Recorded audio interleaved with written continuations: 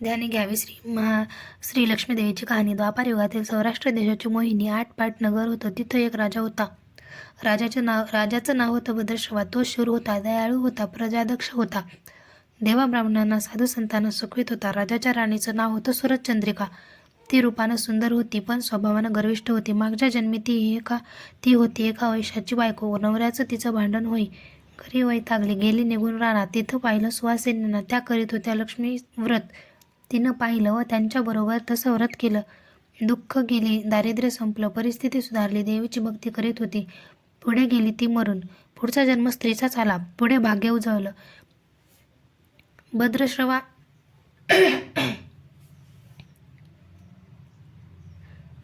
भद्रश्रवा राजाशी लग्न झालं. ऐश्वर्य हाती आलं. गर्वानं फुगली, गरिबांना विसरली, तोऱ्या ताठ्यानं बोलू लागली, दासदासींवर खेकसू लागली. एकदा काय झालं, देवीच्या मनी आलं राणीला भेटावं, मागची आठवण द्यावी, ती ओळखते का पाहावं. राणी राजवाड्यात मजेत राहत होती. राजा तिचं कौतुक करी. त्या दोघांना 7 मुलगी झाली. एक मुलगी झाली. मुलीचं नाव होतं शांबाला. एके दिवशी अचानक देवीनं म्हातारीचं सोंग घेतलं. फाटकं वस्त्र ल्याली, हाती काठी घेतली, आधार आला. हळूहळू पावलं टाकीत आली. राणीला भेटायला रबाड्याशी आली अन आरोळी दिली. आहे का कुणी घरी? घालील का कुणी घास? दासी आली बाहेर. म्हातारी दिसली समोर. तिनं विचारलं,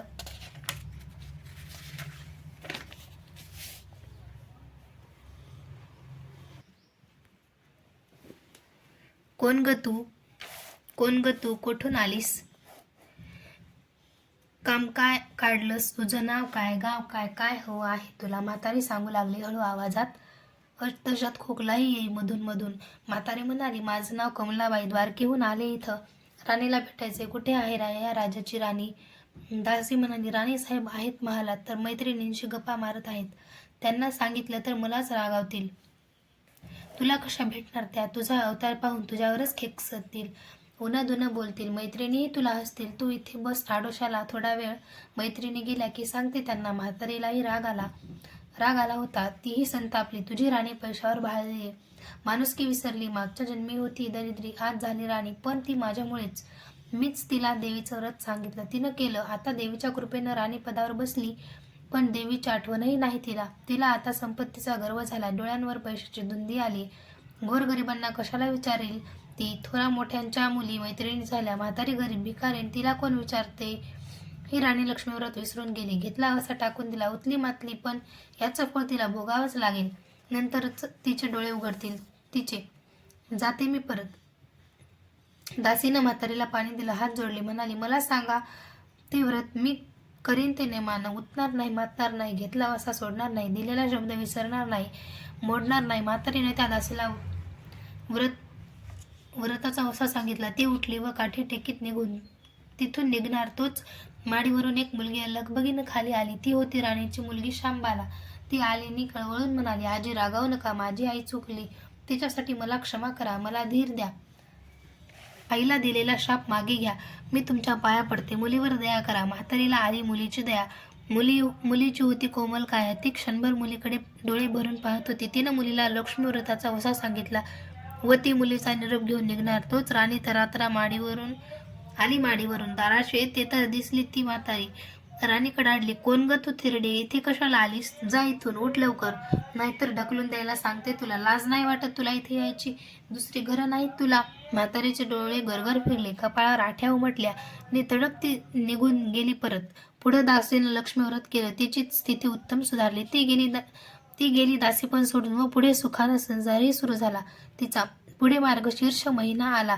पहिल्याच गुरुवारी शांबालेनं लक्ष्मीव्रत केलं. सगळे नेमधर्म पाळून 4 गुरुवार तिनं ते व्रत केलं. शेवटच्या गुरुवारी थाटानं उद्यापन केलं. सिद्धेश्वर राजाच्या मालाधर नावाच्या राजपुत्राशी श्यामबालेचा विवाह झाला. तिला राजवैभव मिळालं. लक्ष्मीव्रताच्या प्रभावाने तिचा संसार सुखासमाधानानं चालू लागला. पण भद्रश्रवा व सुरतचंद्रिका राणी यांना हळूहळू वाईट दिवस दिसायला लागले. शत्रूनं भद्रश्रवाचं राज्य लुबाडलं. सुरतचंद्रिका राणी होती, ती स्थिती बदलली. भद्रश्रवाला फार वाईट वाटे. राणीला रडू कोसळलं, पण करणार काय? एक दिवस चिंतेनं उगवत होता, तसाच मावळत होता. रानावनात हिंडून कष्टाचे दिवस ती काढीत होती. भद्रश्रवाला वाटलं मुलीकडे जावं, तिला पाहावं. तो एकदा तिच्या घरी निघाला. चालून चालून दमला होता. नदी तीरावर विसाव्यासाठी थांबला. राणीची दासी नदीवर येत होती. तिनं भद्रश्रवांना पाहिलं, ओळखलं. परत लगबगीनं घरी गेली. राजाला बातमी सांगितली. मालाधरानं माणसं पाठवली.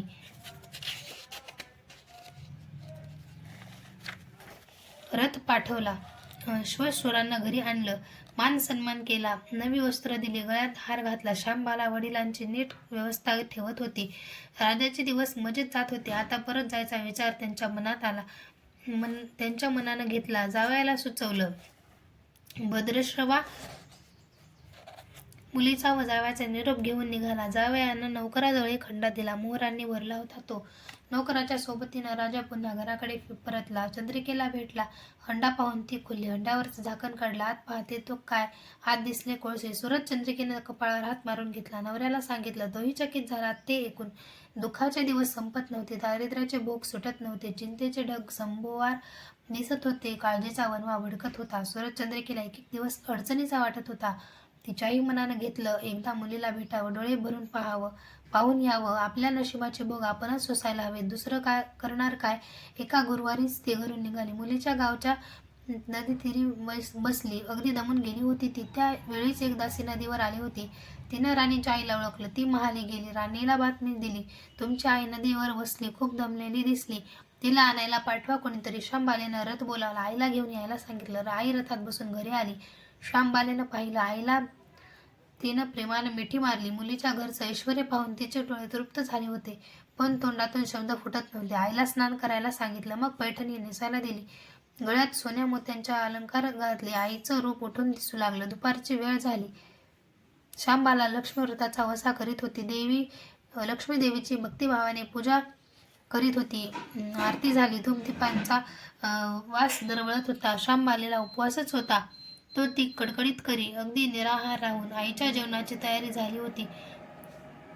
तिनं आईला जेवायला बोलवलं आणि आईला मागच्या जन्माची आठवण झाली. ती लक्ष्मी व्रताचा वसा करीत होती. लक्ष्मी देवीच्या कृपेनंच ती राणी झाली होती. ती म्हणाली, श्यामा, मी पण जेवत नाही, मी तुझ्याबरोबर उपवासच करीन. श्यामा ठीक आहे म्हणाली. मार्गशीर्ष महिना होता तो. 4ही गुरुवार मुलीनं केलेलं व्रत तिच्या आईनं पाहिलं होतं. भक्तिभावानं नमस्कार करीत होती, उपवास करीत होती, सर्व दुःख दूर व्हावीत म्हणून प्रार्थना करीत होती. महिना संपला. गप्पा घरी जायचा विचार आला. तिला पोचवायला श्यामबाला बरोबर गेली होती. 4 दिवस राहून श्यामबाला परत निघाली. मालाधरानं पूर्वी पाठवलेला हंडा तिनं घेतला. त्यात मीठ भरलं व तो नौकराजवळ देऊन ती पुन्हा आपल्या राजवाड्यात आली. मालाधराशी गप्पा गोष्टीत वेळ जात होता. त्यानं सहज विचारलं, माहेराहून काय आणलंस. श्यामबालेनं बरोबर आणलेल्या हंड्याकडे बोट दाखवलं. मालाधरानं झाकण काढलं. आत काय दिसलं त्याला, मिठाचे खडे. हंड्याकडे. अगं वेडे, हे मिठाचे खडे कशाला आणले. इथे नाही का मिळत मीठ. हो मिळतं ना, पण हे मीठ माझ्या वडिलांच्या राज्यातलं आहे. वडिलांचं राज्य सौराष्ट्रात होतं. तिथल्या शेजारच्या समुद्राचं आहे हे मीठ. समुद्र तीरावर दूरवर माझ्या वडिलांचं राज्य होतं. पण आज श्यामबालेच्या सांगण्यातली गोम राजानं हेरली होती. पण तो विचारचक्रात गुंतला होता. श्यामबाला सांगत होती, हे मीठ जीवनाचं अमृत आहे. मिठानंच अन्नाला रुची येते. मीठ नसेल तर सारे पदार्थ अळणी बेचव. जो माणूस जिथं मीठ खातो तो धन्याशी नेहमी इमानी राहतो. त्याचं रक्षण करतो. कामात कसोट झाली तर प्राणार्पणही करतो. मालाधराचं विचारचक्र थांबलं नव्हतं.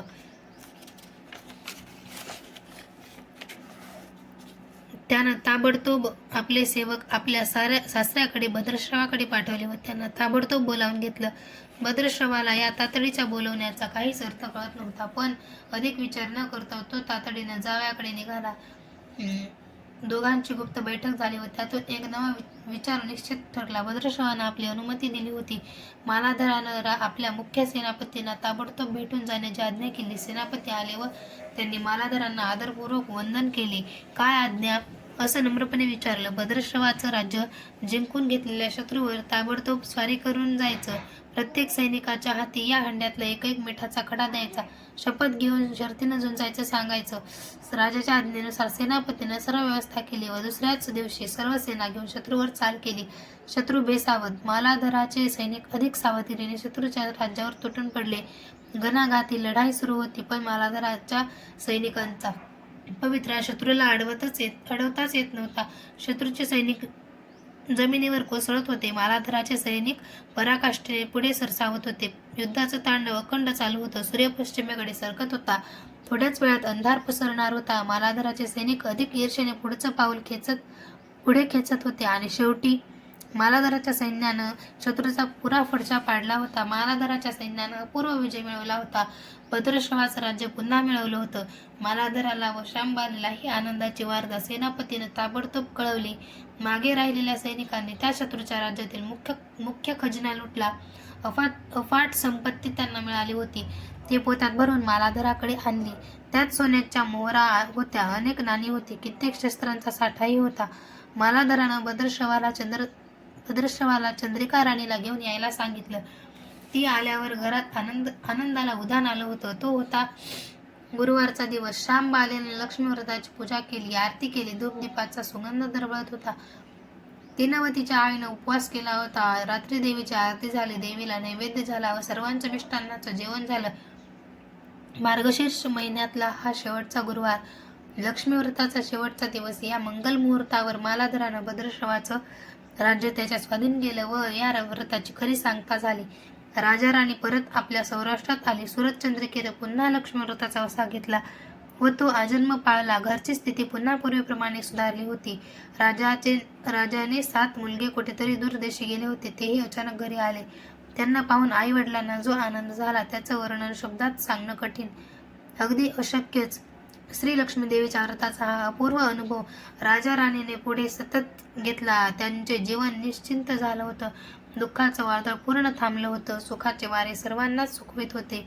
अशी ही 60 उत्तरांची कहाणी सर्वांनी वाचावी, ऐकावी व लक्ष्मीच्या कृपेने त्यांचं घर सदैव फुलावं अशी 5 उत्तरात सुफल संपूर्ण करून सर्वांनी देवीला वंदन करावं.